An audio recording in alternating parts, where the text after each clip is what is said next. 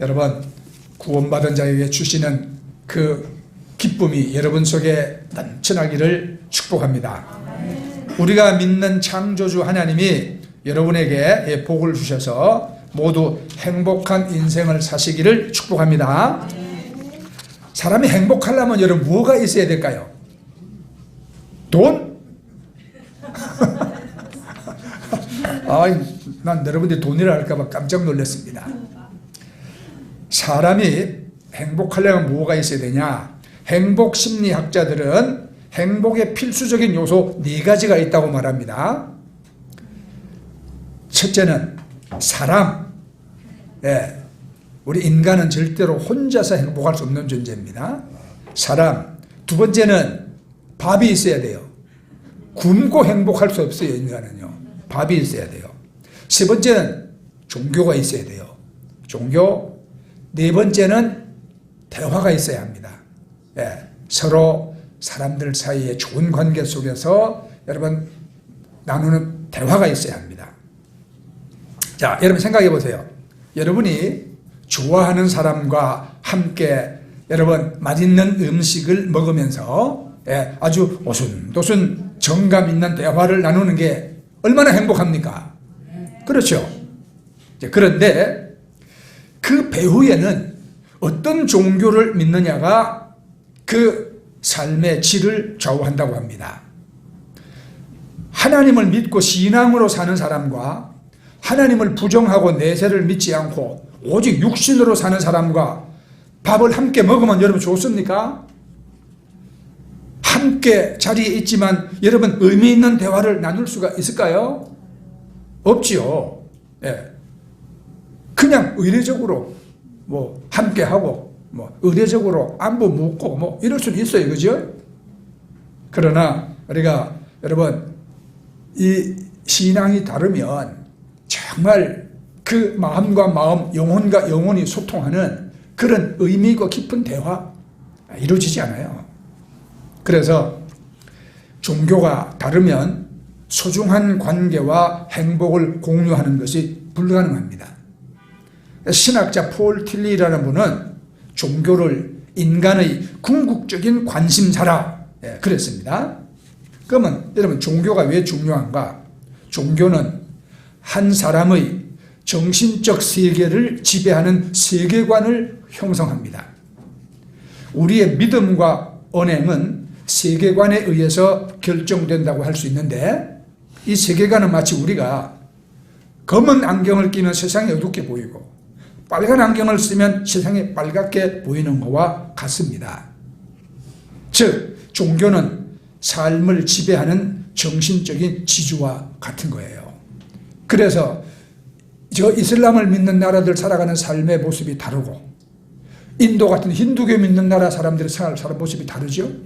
또 기독교 국가들의 사람들의 살아가는 삶 모습이 다르지 않습니까? 종교는 삶을 지배하는 정신적인 지주와 같아요. 우리가 인간은 의미를 추구하는 존재인데 의미가 없는 삶은 돈을 많이 벌어도 또 건강해서 오래 살아도 허무해. 인생이 허무해. 돈 많이 벌어도 내가 왜 이렇게 뼈 빠지게 일해서 돈 벌어서 뭐하나 허무하단 말이에요.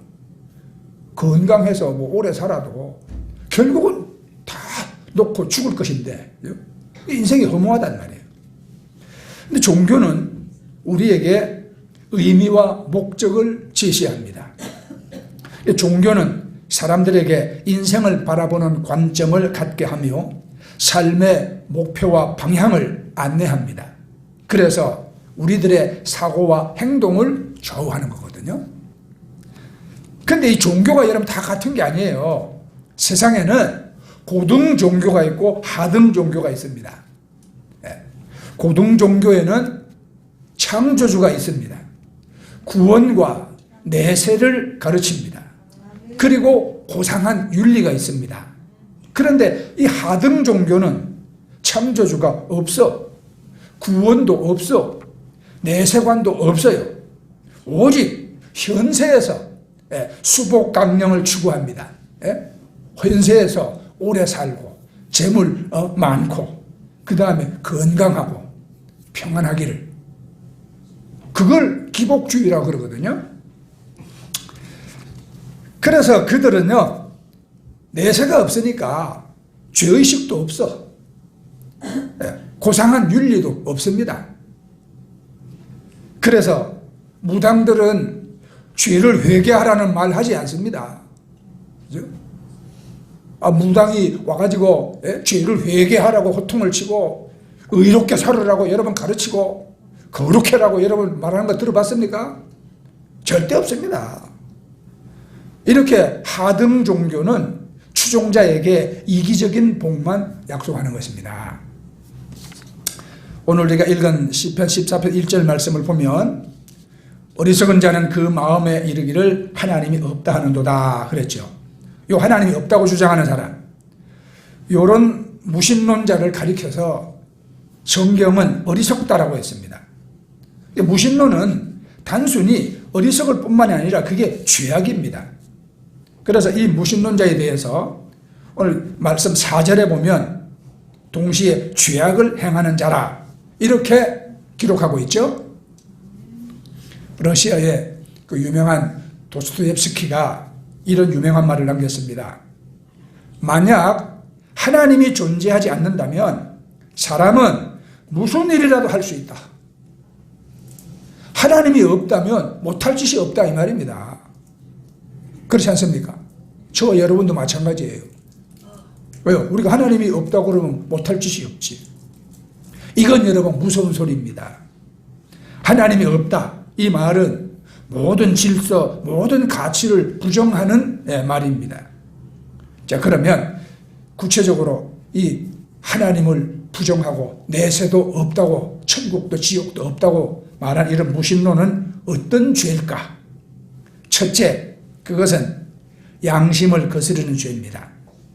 오늘 1절 말씀이 이렇게 시작하죠. 어리석은 자는 그 마음에 이르기를 하나님은 없다 하도다. 어리석은 자는요, 자기가 자기 마음을 향해서 하나님 없다, 하나님 없다 그렇게 말한다 이 말이에요. 뭐냐? 자기 마음을 지금 자기가 설득하고 있는 거예요. 왜 자기 마음을 설득합니까? 하나님이 없으면 없다고 그냥 믿고 살면 되지. 지금 이 사람은요, 자기 마음과 싸우고 있는 거예요. 어쩌면 자기 마음 깊은 곳에서 하나님은 계실지 몰라. 천국과 지옥이 있다는데 내가 죽으면 지옥 갈지도 몰라. 이런 마음의 외침을 들으면서도 그거를 그냥 누르고 싶어하는 그런 말이에요. 그러니까 자꾸 자기 스스로 하나님은 없다, 하나님 없다 이렇게 말하는 거예요. 그래서 한 기독교 심리학자는 무신론자에 대해서 이렇게 정확하게 말했습니다. 무신론자는 하나님이 없다고 믿는 사람이 아니다. 자기 안에 각인된 하나님의 의식을 지우기 위해서 일부러 싸우고 있는 사람이다. 하나님의 의식이 있는데 그 의식을 없애버리려고 싸우고 있는 사람이 사실은 무신론자다. 그랬습니다. 독일에 니체라는 유명한 철학자가 있었죠. 네. 신은 죽었다. 그렇죠. 니체가 말하기를 하나님은 죽었다, 신은 죽었다 그렇게 선언을 했습니다. 그런데 이 니체가 나이 들어서 말년에 미쳤거든요. 그래 이 사람이 남긴 메모지에 낙서처럼 막 휘갈긴 글이 있었는데, 신이여 당신은 살아있다, 나는 죽었다 이렇게 썼어요.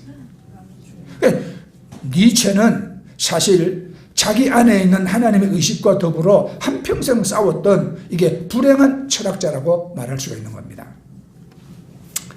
미국에 무신론자들이 모인 협회가 있어요. 무신론자 협회 회장을 지냈던 메들린 오헤어라는 사람이 있습니다. 이 사람이 미국의 공립학교에서 기도를 못하게 하자, 하나님 이름 부르지 못하게 하고 기도 못하게 하자, 그래서 소송을 걸었어요. 이 사람이 재판에서 이겼어요. 자기는 질 줄 알았는데 뜻밖의 승소를 했습니다. 그러니까 이 사람이 너무나 기뻐서 법정에서 벌떡 일어나가지고 오 마이 갓 그랬어요. 아니 무신론자 협회 회장이. 그래서 미국의 어떤 신문이 무신론자가 영광을 하나님께 돌렸다 이렇게 기사를 썼습니다. 인간이 아무리 하나님을 자기 마음속에서 지워버리려고 해도 지울 수 없는 그런 어떤 이 신의식이 우리 마음 밑바탕에 남아있는 것입니다. 네.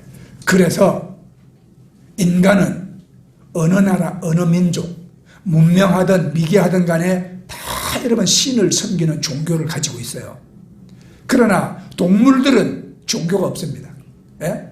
아무리 침팬지가 똑똑하다고 해도 걔네들이 여러분 하나님을 아냐? 모릅니다. 예. 강아지가 아무리 똑똑해도 쟤네들이 뭐 하나님을 아닙니까? 절대 모릅니다. 우리 인간은 하나님 주신 영을 가지고 있고 우리들 속에 이 하나님을 의식하는 의식이 있기 때문에 그래요. 우리 밑바탕에 다 있어요. 이건 지워지지 아니에요. 로마서 1장 20절에 이렇게 설명합니다. 하나님의 능력과 신성이 그 만드신 만물에 분명히 보여 알게 되나니 저희가 핑계하지 못할지니라. 이것은 우리 안에 하나님을 아는 증거들이 있다 이 말입니다. 그런데 하나님을 알되 하나님으로 영화롭게도 아니하고 감사치도 아니하고 오히려 그 생각이 허망하여지고 미련한 마음이 어두워졌도다 이렇게 지적합니다. 그리고 로마서 2장 15절에 보면 하나님 없이 하나님 모르고 살아가는 이방인들은 양심이 하나님의 율법을 나타낸다는 말씀이 기록되어져 있습니다. 양심이 하나님의 율법을 나타낸다. 이게 무슨 말이냐? 아, 이건 안 되지. 이런 것은 하지 말아야 돼. 이런 양심이 여러분 어디서 나왔겠습니까? 양심은 하나님이 우리 마음속에 주신 하나님의 법인 것입니다.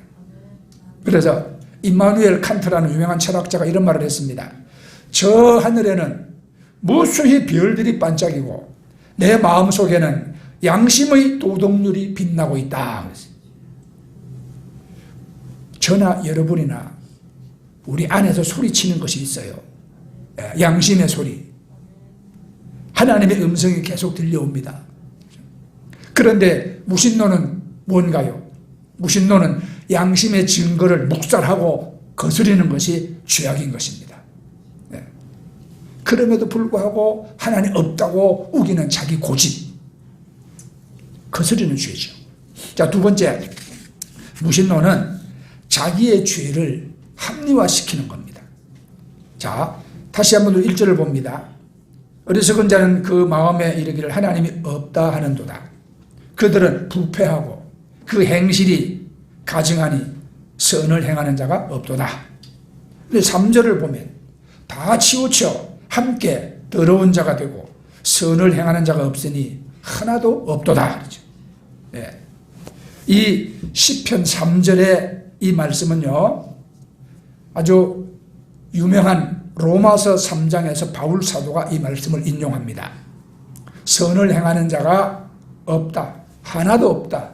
그래서 사람은 다 죄인이다. 지금 무신론 얘기를 하다가 왜 이 시편의 말씀이 이 얘기를 하고 있을까? 지금 이 시편 말씀은 무신론자들의 어리석음을 증거할 때 어떤 그런 지적인 오류를 반박하는 게 아니라 도덕적인 오류의 반증을 지금 들고 있는 겁니다. 다시 말하면 이런 얘기예요. 왜 사람들이 하나님 없다고 무신론을 주장하냐? 그거는 자기 마음속에 있는 죄를 은폐하고 그 죄를 합리화시키기 위해서 무신론을 주장한다. 이것이 이제 이 시편의 말씀입니다. 무신론이 가진 가장 커다란 난점이 있다면 윤리를 어떻게 할 것인가요? 도덕을 어떻게 할 것인가? 이 문제입니다. 우리가 하나님이 없다고 부정을 했을 때 윤리가 세워지기 어려워요. 그래서 무신론이 지배하는 사회는 도덕이 말살되고 그리고 도덕적 건강이 상실되는 사회가 될 수밖에 없습니다. 여러분, 오늘날 하나님 없다고, 천국도 지옥도 없다고, 이 세상에서 그저 잘 먹고 재미나게 한 세상 살다가 죽으면 끝이라고 생각하는 사람들이 어떤 죄를 짓고 삽니까? 어떤 죄를? 온갖 여러분 불의한 욕심과 탐심에 사로잡혀서 그저 남을 속이고 사기치고 그리고 불의하게 재물을 긁어 모으고 입에 담기수에 부끄러운 여러분 음란의 죄를 짓고 마약을 하고 그렇지 않습니까? 하나님 믿는 사람들이 그렇게 살지 않습니다. 그래서 무신론이 지배하는 사회는 도덕이 말살된다. 과거에 소련 사회가 그랬습니다. 그들은 자본주의의 타락한 사회를 막 경멸하면서 자기들 사회주의의 도덕적 우위를 자랑했어요. 우리는 이렇게 도덕적으로 우리 인민들이 산다. 말짱 헛소리입니다. 저는 20년 넘게 소련 사회가 남겨놓은 그 잔재를 경험을 했습니다. 러시아, 우크라이나 그곳은 윤리와 도덕이 무너진 사회였습니다. 숨막히는 감시와 통제, 부정과 부패, 납치와 살인, 마약과 알코올, 간음과 이혼, 게으름과 도둑질, 이게 아주 만연한 사회였어요. 도둑질은 얼마나 심한지 몰라. 그래서 여러분 러시아나 우크라이나 가보면 거기 아파트 문 있잖아요. 아파트 문 완전히 교도소 문은 저리 갈아야. 하도 도둑들이 들어오니까 그냥 아파트 원래 있는 문에다가 앞에다가 또 큰 철판으로 문을 따로 만들어 가지고 또 문을 답니다. 안에서는 보통 한 3개, 4개는 기본으로 잠궈. 우리 권영미 선생님 우크라이나 살아봤잖아요. 그래요, 안 그래요? 왜? 거기는 그냥 막 도둑질이 만연한 사회예요. 하나님이 없다고 생각하니까 못 지을 죄가 없는 그런 타락한 사회였어요. 그러니까 이런 사회에 아주 분명한 징후 가운데 하나가 반드시 우리 크리스찬들이 핍박을 받습니다. 무신론자의 세계 속에서는 하나님의 백성이 어려움을 당합니다. 오늘 4절을 보면 죄악을 행하는 자는 다 무지하냐? 그들이 떡 먹듯이 내 백성을 먹으면서 여호와를 부르지 아니하는도다 그랬죠. 무신론자들에게 있어서 하나님을 증거하고 하나님과 더불어 사는 사람들이 곁에 있다는 것이 거추장스러워. 이것들은 그러니까 하나님의 백성을 핍박할 수밖에 없는 겁니다. 앞에 제가 니체 얘기했잖아요. 이 철학자 니체가 가장 영향을 끼친 정치가가 누구냐면 히틀러입니다. 히틀러는 바로 하나님이 죽었다고 외치는 니체에게서 아주 그냥 감동을 받고 그거를 실천에 옮긴 사람이거든요. 그 결과 600만 명의 유태인을 무참하게 학살을 했습니다. 유대인만 학살당한 게 아니에요. 또 수많은 그리스도인들이 히틀러의 지배 아래서 죽어갔습니다. 소련의 스탈린, 요세프 스탈린, 이게 신학생이었어요. 신학교 다닌 신학생이었어요. 이름도 요셉이잖아. 그런데 하나님을 부정하는 무신론 공산주의에 빠졌습니다. 소련에서 2천만 명을 처형해 죽였어요. 김일성도 기독교 집안에서 나고 자랐잖아요. 아버지 김형직, 어머니 강반석 둘 다 집사였습니다. 외삼촌 강량욱은 목사였습니다. 그런데 김일성은 무신론 공산주의에 물들어가지고 교회를 없애고 수많은 주의 종들을 처형하고 동족을 살상했죠. 그래서 예외 없이 무신론이 지배하는 곳에서는 우리 기독교의 가치가 부정되고 우리 기독교인들이 핍박을 받는 사례가 나타났던 것입니다. 오늘날은 여러분 무신론자들이 자연스럽게 동성애를 막 지지하고 낙태운동에 막 앞장서고 그 하나님의 창조 질서를 거슬리고 생명살상 운동에 앞장서고 있는 게 무신론자들이에요. 그래서 이 무신론은 아주 부자연스러운 죄일 뿐만 아니라 아주 부도덕한 죄인 것입니다. 한마디로 무신론은 죄예요. 죄. 하나님 없다. 천국과 지옥 내세도 없다. 이건 여러분 죄입니다. 세 번째, 무신론은 심판의 두려움에서 도피하는 죄악이에요.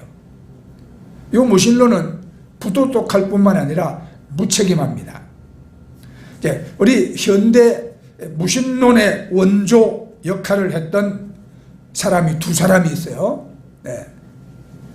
원조 감자 탐집이 아니라 원조 무신론 이론을 세운 사람 두 사람, 한 사람은 철학자 포이엘바하라는 사람이고 한 사람은 심리학자 프로이드라는 유명한 심리학자입니다.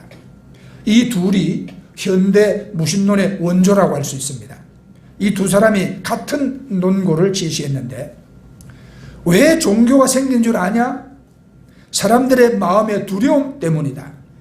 그 두려움에서 위로받고 싶어서 자기를 보호할 수 있는 신을 만들어낸 것이다.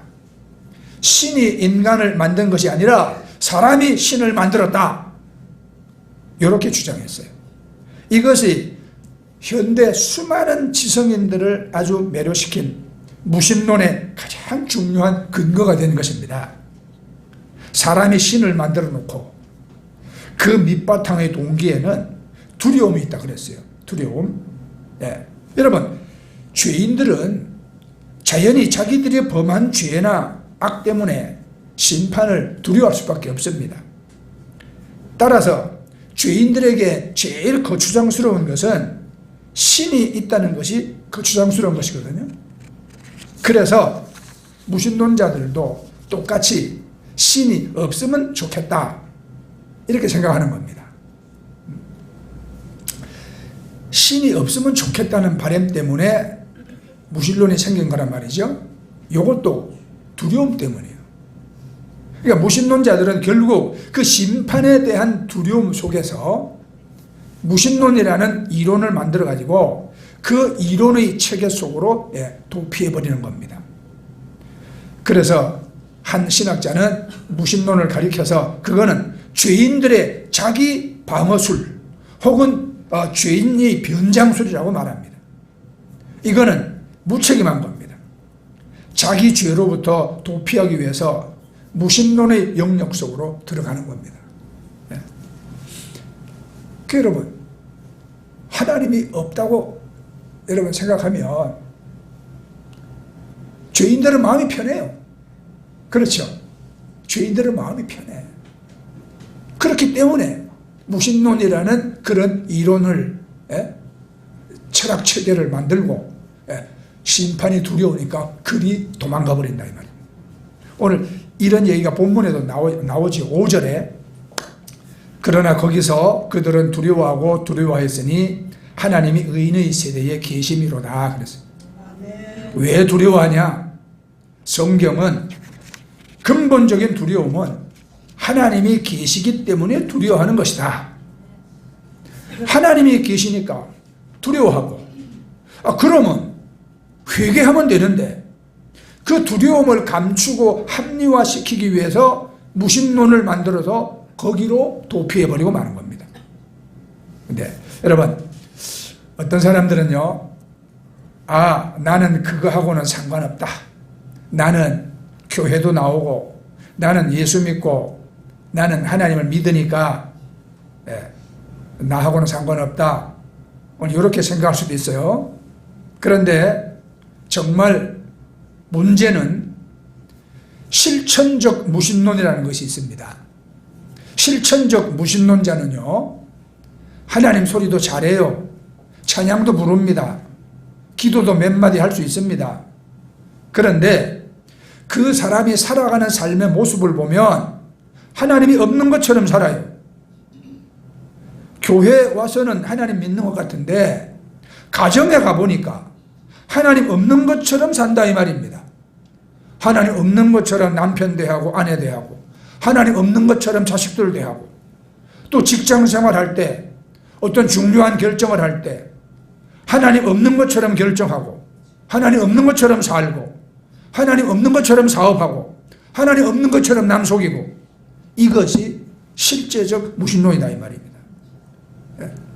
교회는 왔지만 실제는 무신론자다 이 말이거든요. 그러니까 여러분, 중요한 게 여러분 뭡니까? 무신론의 죄악을 우리가 어떻게 극복하고 이길 수 있느냐? 예.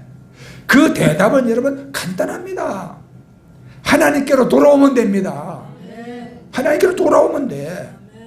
하나님 앞에 돌아오면 어떤 일이 생기냐? 6절을 봅시다.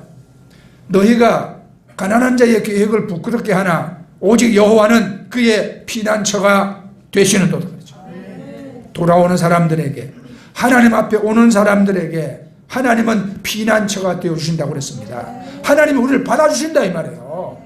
받아주신다. 그러니까 그런 여러분 자기 고집을 꺾고, 그죠? 고집을 꺾고 하나님께 그냥 두 손 들고 오면 되는 거예요. 그냥. 그럼 하나님이 죄가 많아도 죄를 용서해 주시고, 허물이 많아도 가리워 주시고, 그때부터 성령님이 마음에 임재하셔서, 네? 우리 마음을 감동해서 우리로 하여금 새 사람 되게 하는 것이거든요. 그런데 악인은 뭘로 망하냐? 고집으로 망하는 거예요. 예. 옛날에 이스라엘 땅에 도피성이라는 것이 있었습니다. 요즘 새벽기도에 우리 신명기 하는데 도피성 배웠죠? 예. 그 당시 실수로 사람을 죽인 자, 예. 성경에 보면 이제 신명에 나와 있어요. 두 사람이 나무를 하러 갔다. 한 사람이 도끼질을 하다가 그냥 도끼가 도끼자루에서 쑥 빠져가지고 날아가가지고 다른 사람을 꽉 찍었다. 그 사람이 죽었다. 이거 고의적인 살인이 아니고 실수로 한 살인이잖아요. 그래도 사람이 죽었으니까 살인죄는 살인죄지. 이 사람은 그럼 어떻게 하냐? 사람을 죽인 살인자는요, 이 구약의 율법에 보면은 눈에는 눈, 이에는 이잖아요. 생명은 생명으로 그랬거든요. 이 사람도 죽어야 돼. 남을 죽였으니까 자기도 죽어야 돼. 그러니까 누구든지 이 사람을 죽일 수 있어요. 이 사람이 살인했기 때문에 어디서든지 이 사람을 돌로 쳐서 죽여도 상관이 없습니다. 그러니까 내가 실수로 살인을 했다면 이제 내가 어디서 어떻게 누구한테 맞아 죽을지 몰라. 그런데 이런 사람들이 살 수 있는 방법이 하나 있습니다. 빨리 도피성으로 가는 겁니다. 그래서 하나님은 그 당시에 이런 사람들에게 살 길을 마련해 주기 위해서 도피성 제도를 하나님이 만들었거든요. 예. 그래서 그 이스라엘 땅 요단강을 중심으로 좌측에 세 곳, 우측에 세 곳, 예, 딱 해서 빨리 갈 수 있도록 도피성을 만들어 놨어요. 그래서 이 사람은요, 빨리 가까운 도피성으로 이제 피신을 하면 도피성에서 이 사람을 받아줍니다. 그를 용서합니다. 그를 먹입니다. 그에게 자유를 줍니다. 그 성 안에서 사람을 새롭게 만듭니다. 이런 도피성 제도가 있었어요. 여러분, 지금도 도피성이 있다는 걸 여러분 아십니까? 우리가 죄 짓고 불의하여 하나님의 진노를 피할 수 없는 상태도 불구하고 그곳으로 달려가기만 하면 거기서 죄를 용서받고 거기서 내 인생이 새로워질 수 있는 피난처가 있다는 사실을 우리가 알아야 돼요. 그곳이 어디입니까, 여러분? 하나님이 보내주신 예수가 우리의 피난처인 것입니다. 예수 안에 들어오면 거기에 용서가 있습니다. 거기에 구원이 있습니다. 거기에 자유가 있습니다. 그러니까 죄 짓고 심판이 두려워서 도망가려면 무신론으로 도망가지 말고 예수 품 안으로 도망가야 되는 거예요. 예수 품 안으로. 네? 그러니까 두 가지 도망가는 방법이 있지 않습니까? 네? 죄를 범했을 때 사람들이 그 죄를 가지고 무신론이라는 이론 속으로 도망가가지고 하나님은 없어. 세상이 왜 이 모양이야? 다 이렇게 살잖아? 요렇게 도망가는 방법이 있고, 죄를 범했을 때 내가 죄를 지었구나 인정하고 하나님의 예비하신 도피성 예수 안에 들어와서 용서받고 구원을 체험하는 방법이 있습니다. 여러분은 어디를 선택하시겠습니까? 어디를 선택하시겠어요? 네. 우리가 하나님을 거절할 때, 예수를 거절할 때, 그 구원을 거절할 때 그 사람은 결국 하나님의 심판을 받을 수밖에 없고 하나님의 영원한 진노를 피할 수가 없는 것입니다. 여러분은 예수라는 피난처를 찾아오신 거잖아요. 그죠? 네. 예수 안에서 우리의 죄가 용서되어집니다. 네. 그냥 뻔뻔하게 용서받는 게 아니라 회개하면 참 내가 죄가 많구나. 그죠? 내가 참 죄를 지었구나. 내가 참 교만하게 살았구나. 아니면 내가 참 되지 못하고 된 것처럼 내가 허영떨고 거만하게 살았구나. 여러 가지 있을 수 있어요. 그죠? 그런 것을 깨달아 알고 애통한 마음으로 회개하면 하나님은 조건 없이 다 예수 안에서 용서해 주시는 거예요. 우리 죄를 사해 주시는 거예요. 그 다음에는 성령이 우리 함께 하시는 겁니다. 말씀과 성령이 우리를 새 사람으로 만들어주는 거야. 그 거듭난다는 거예요. 그게요. 그래서 하나님과 함께 살고 하나님 나라 가는 거거든요. 여러분 우리 한국에서는요 뭐 판사 검사를 하다가 퇴직을 하면 그 다음에 뭐 하죠? 변호사 하잖아요. 그죠? 변호사. 그런데 미국은 반대입니다. 미국은 반대. 변호사를 먼저 해요.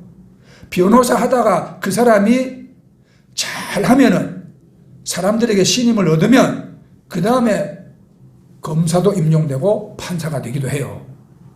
어느 게 더 좋다고 생각해요, 여러분? 미국 법이 더 좋은 것 같아요. 그렇죠? 나도 그렇게 생각해요. 왜냐하면 많은 경험을 하고 그 다음에 제대로 판결할 수 있는 판사가 되는 것입니다. 미국에 한 젊은 변호사가 있었는데요. 이 사람이 아주 의협심이 강하고 특별히 미성년자들을 돕는 그런 변호사였습니다. 이분이 그래서 무료 변론을 많이 했어요. 그래서 미성년자로 범죄한 그 젊은이들을 많이 도와줬거든요. 특별히 한 소년을 불쌍히 여기고 열심히 도와줬습니다. 석방을 시켰습니다. 변론을 잘해가지고. 그런데 이게 또 재법을 하고 또 들어왔어. 그래서 또 무료 변론을 해줬어요. 타이르고 설득하고 올바로 살도록 도왔습니다. 나갔습니다. 또 들어왔어요. 3번씩이나 무료 변론을 통해서 그 젊은이를 여러분 잘 도왔습니다. 이제 세월이 흘렀습니다. 이 변호사가 이제 판사가 됐습니다. 어느 날 그 젊은이, 자기가 도왔던 그 젊은이가 또 재판정에 왔어요. 이번에는요, 자기를 도와준 변호사가 판사가 딱 된 것을 보고 얼마나 반가웠을까요? 야, 살았다. 이 사람이 이번에는 사람을 죽였거든. 1급 살인죄로 기소가 되었는데 1급 살인죄는 거의 사형에 해당됩니다. 그러니까 전에도 자기를 그렇게 도와줬던 이 판사에게 호소를 합니다. 판사님, 한 번만 더 옛날처럼 저에게 기회를 주십시오. 이때 판사가 뭐라 그랬을까요? 젊은이, 내가 변호사였을 때 나는 당신을 돕고자 했습니다. 그리고 당신을 도왔습니다. 그러나 당신은 나의 충고를 거절했잖아. 또 범죄하고 또 범죄했지요. 오늘 나는 당신을 변호사로 만나는 게 아니라 판사로서 만나는 겁니다. 지금 내가 해야 할 일은 공정한 판결뿐입니다. 당신은 사형 땅땅땅. 여러분, 우리가 예수님을 2번 만날 수 있다는 사실을 우리가 알아야 돼요. 지금 우리가 예수님 앞에 나오면 예수님은 변호사로서 우리를 만나주십니다. 우리가 죄 짓고 불의해도 우리를 변호해 주시고 우리를 용서해 주시고 우리를 구원해 주시고 우리를 새롭게 해주시는 그 하나님. 그런데 만약 우리가 이 예수 그리스도 우리가 거절하면 이제 어느 날 우리는 그 예수님을 심판의 주님으로 만나는 날이 떡 다가옵니다. 우리 앞에. 그때는 구원의 희망이 없습니다. 그런데 아직은 길이 열려 있어요. 그렇죠? 아직은. 그런데 시간이 얼마 안 남았습니다. 언제 주님이 재림할지 모릅니다. 이 세상이 어떤 종말을 임할지 우리는 모릅니다. 그죠? 지금 러시아가 그 핵무기 감축 협정에 탈퇴했어요. 그러면 미국도 거기에 매일 필요가 없습니다. 이제 세계는 핵무기 경쟁으로 들어갔습니다. 중국도 지금 얼마나 많은 핵무기를 막 열심히 만들고 있는지 몰라요. 네. 어느 날 어떤 것이 불씨가 돼서 핵전쟁이 시작되고 나면 여러분 이 세상은 어떻게 될까요? 네. 지금 저 김정은이도 이제 핵무기 만들어 놓고 이제는 우주에다가 정찰 위성까지 이제 다 쏘아 올려놓고 기고만장하고 있습니다. 우리가 재래식 무기가 아무리 많다고 해도 핵무기 앞에는 소용이 없어요. 그거는 대포 앞에 권총 갖고 싸우는 격이라고 그러거든요. 이 세상이 앞으로 장차 이러면 어떻게 될지 누가 압니까? 성경에는 노아의 홍수 때는 하나님 물로 심판했어. 그다음 마지막 심판은 불로 심판한다 그랬어요. 그죠? 저 미국과 러시아와 저 중국이 만들어서 여러분 수천 개씩 쌓아놓고 있는 저 핵무기가 이제 터지기 시작하면 우리 지구는 이제 그날로 종말을 맞는 것입니다. 불타버리고 없는 것입니다. 여러분. 이제 아직 그때는 오지 아니했습니다. 아직 우리가 아직은 우리가 우리를 구원해 주시는 예수님을 만날 수 있는 기회가 있어요. 그렇죠? 네. 그래서 오늘 이거 6절에 보면 오직 여호와는 그 피난처가 되시는도다 그랬어요. 아멘. 지금은 은혜의 때입니다. 구원의 문이 열려 있습니다. 예수 그리스도를 나의 구원자로 영접하고 내 죄를 회개하고 하나님을 나의 하나님으로 삼고 그 하나님을 나의 아버지로 부르면 우리는 여러분 구원받고 새 삶이 시작되는 것입니다. 그런데 그 하나님을 거절하는 자에게는 어느 날 기회가 사라진 채로 심판자로서의 그 예수님 앞에 우리가 서야 할 날이 있다는 것을 반드시 우리가 기억해야 하는 것입니다. 그래서 우리는요, 아직 지금 예수 안 믿고 있는 분 있다면 아직 문이 열려 있을 때 도피성 안으로 뛰어 들어와야 합니다. 예수 안으로 들어와야 합니다. 예수 안에서 새로워질 수 있는 것을 여러분 믿어야 합니다. 우리가 이미 예수를 나의 구주로 영접하고 주 예수의 구원의 은총을 누리며 살고 있다면 우리는 이런 때 우리는 더욱 여러분 이 믿음에 든든하게 서서 우리가 세상의 유혹에 우리가 넘어가지 말고 여러분 성령의 그 감화 감동 속에서 우리가 더 신실한 믿음으로 살아야 할 때인 것입니다. 아멘. 네, 나는 여러분 모두 다 하나님이 우리의 은혜로 베풀어 주시는 저 천국의 복된 영생을 다 누리시기를 저는 간절히 바랍니다. 아멘. 예, 우리